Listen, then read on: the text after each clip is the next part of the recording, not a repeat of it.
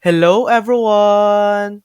In this video, I'll show you how to remove your EBT card from DoorDash in just a few simple steps.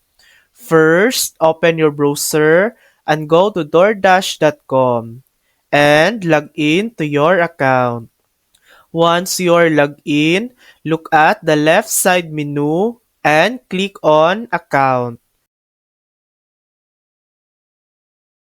A pop-up window will appear.